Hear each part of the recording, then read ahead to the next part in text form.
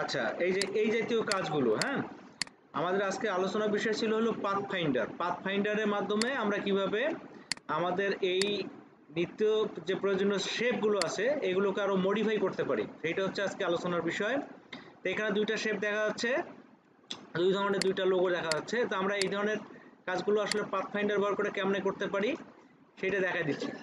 প্রথম যদি কাজটা খেয়াল করি, এখানে বৃত্ত ছাড়া কিছু আছে, শুধু বৃত্ত। আমরা বৃত্তটা নিব কিভাবে, এটা হলো একটা ব্যাপার। আচ্ছা, এই যে প্রথমে আমি স্ট্রোক কালার করে বৃত্ত একটা নিলাম, ড্রয়িং করলাম এভাবে, শিফট চেপে ধরে একটা বৃত্ত ড্রয়িং করলাম। এই বৃত্তটাকে জাস্ট হলো আর একটা কপি করব। কপি করার সময় হচ্ছে অল্টার এবং শিফট চেপে ধরে যখন আমরা মুভ করবো, এই যে দেখেন আমি কি করতেছি, এই যে পয়েন্টারটা আছে এই যে এই পয়েন্টারকে ইন্টারসেক্ট করতেছে, ঠিক আছে, এইভাবে রাখবো। এবার এই দুইটা একসঙ্গে সিলেক্ট করব, সিলেক্ট করার পরে আবার এখান থেকে ঠিক এই নিচের দিকে এইখানে রাখবো। কোথায় রাখবো, এই মাঝখানে, হ্যাঁ, এই এরকম হবে জিনিসটা। বুঝে গেছে ব্যাপারটা? তাহলে প্রথম কি করলাম, প্রথম হলো এইটা থেকে এইটা কপি করলাম, এরপর দুইটা থেকে আবার নিচে দুইটা কপি করলাম, তাই না? এবার সম্পূর্ণ ইয়েটাকে সিলেক্ট করব, সিলেক্ট করার পর যেহেতু পাথ ফাইন্ডার, এখানে এসে যে ডিভাইড করব, ডিভাইডেড করলে দেখো প্রত্যেকটা আলাদা আলাদা হয়ে যাবে না? এবার আমরা প্রত্যেকটাতে আলাদা আলাদা কালার ব্যবহার করতে পারবো, যেমন এখানে এই কালার, ঠিক আছে, প্রত্যেকটা শেপের মধ্যে আমরা আলাদা আলাদা কালার কিন্তু এখন ব্যবহার করতে পারবো। এখানে এই কালার, আবার এখানে ধরো যে আর এক কালার দিব আমি, হ্যাঁ, এখানে এই কালার, এইভাবে প্রত্যেকটা শেপের মধ্যে কালার দেওয়া যাবে। আচ্ছা, নিচের যদি আমরা এই জিনিসটা চিন্তা করি, এইটা কিরকম করে দেখো, এই শেপটা কিন্তু দেখো এটা কিন্তু পলিগন, তাই না? এটা পলিগন, তাহলে আমাকে প্রথমে ফার্স্ট একটা পলিগন তৈরি করতে হবে। একটু খেয়াল করি, এই পলিগন আমরা এইভাবে তৈরি করব, শিফট চেপে ধরে আমরা একটা সুন্দরভাবে পলিগন এখানে ড্রয়িং করব। করার পরে প্রথমে যেটা করব সেটা হচ্ছে এই যে ইয়াটা আছে পলিগনের এই অংশটা, এটা আমরা তৈরি করে দেবো। এইটা আমি একটু সাইডে রাখতেছি, একটা আমি এখানে রাখতেছি, এটা আমার পরবর্তীতে কাজে দিবে। এবার আমি এইটাকে আর একটা কপি করব। কপি কিভাবে করি, অল্টার এবং শিফট একসঙ্গে, তারপর মাউসটা থাকবো, সর্বশেষ কিবোর্ড ছাড়বো, তাহলে কীভাবে কপি হবে, তাই না? এবার দুইটাকে আমি একসঙ্গে সিলেক্ট করি, সিলেক্ট করার পরে পাথ ফাইন্ডারে গিয়ে আমরা এই যে এটা কি মাইনাস ফন্ট অর্থাৎ সাবস্ট্রাক্ট, ঠিক আছে, ফন্ট সাবস্ট্রাক্ট এটা করব, দেখো একটা হয়ে গেল, তাই না? আচ্ছা, এখন আমি এইটাকেই ব্যবহার করতে পারি, অথবা কি দেখো আরও একটা আমি এখানে এইভাবে তৈরি করতে পারি। এটা কিভাবে করতে পারি, এই যে এইভাবে হচ্ছে আর একটা আমি এখানে কপি করব, ঠিক আছে, আর একটা আমি এখানে কপি করব। অথবা এটা দিলেই ভালো হয় না, এটা যদি আমি এখানে দেই, এখানে নিয়ে আসি, আসার পর যদি এইভাবে ঘুরাই দেই, হচ্ছে না, ইজি হচ্ছে না?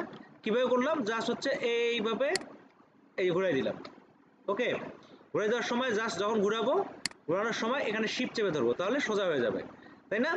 এবার কি করব, এই পলিগনটাকে এর মাঝখানে দিয়ে দিব। আচ্ছা, এখানে আরেকটা জিনিস তোমাদের শিখাই দিচ্ছি, সেটা হচ্ছে দেখো এই যে এটার গ্যাপ আর এটার গ্যাপ কিন্তু সমান হইলো না, হইলো?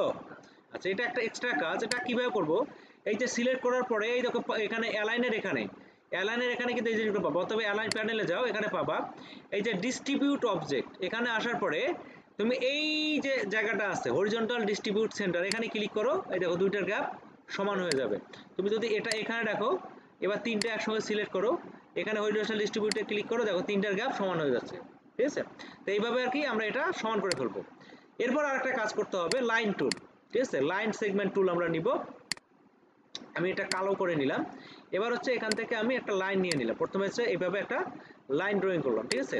লাইন ড্রয়িং করার পরে এই লাইনটাকে আমি এইখানে দিলাম, এইটাকে ঠিক হচ্ছে এই মাঝখানে দিলাম, মাঝখানে। এবার কন্ট্রোল ডি দিলে সেম মাপে ওদিকেও একটা চলে যাবে।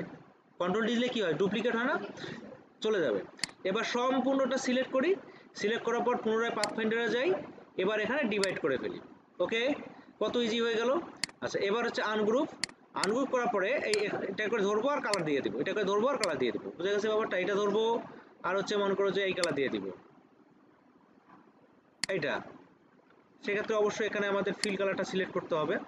সিলেক্ট করার পরে আচ্ছা এখান থেকেও দেওয়া যাবে, সমস্যা নাই, আমি এখান থেকে মনে করে দিচ্ছি, এটা আমি এই কালার দিলাম, আবার এটা সিলেক্ট করে এটা মনে করো যে আর এক কালার দিয়ে দিলাম, যাবে কি না? এমনিভাবে প্রত্যেকটা অবজেক্টকে আমরা কালার দিয়ে দেবো। এই ক্ষেত্রে একটা আমি বলে রাখি, সেটা হচ্ছে যখন আমরা ডিভাইডেড করব, এই যে লাইনটা এখানে গেছে, এই দিক দিয়ে গেছে, এর যে মাঝখানে জায়গাটা আছে না, এখানে কিন্তু একটা আমাদের অবজেক্ট তৈরি হয়ে গেছে, সেটা আমাদের একটু খেয়াল রাখতে হবে। এখানে যদি সিলেক্ট করে দেখে যে এখানে একটা আলাদা অবজেক্ট আছে, এই এক্সট্রা অবজেক্টগুলোকে অবশ্যই এখান থেকে ডিলিট করে দিতে হবে। বুঝা গেছে ব্যাপারটা? ডিভাইডেড করলে মাঝখানে যে অংশটা ইন্টারসেক্ট করে ওই জায়গাটা একটা কি হয়, আলাদা আমাদের অবজেক্ট হয়ে যায়। এই অবজেক্টগুলো পরবর্তীতে কি করতে হবে, এক্সট্রা এলিমেন্ট হিসেবে থাকে, সেগুলোকে আমাদের ডিলিট করে দিতে হবে। এখন যা সেগুলো ধরবা আর কালারটা করে চেঞ্জ করে দিবা। তাই আশা করি বুঝতে পারছো।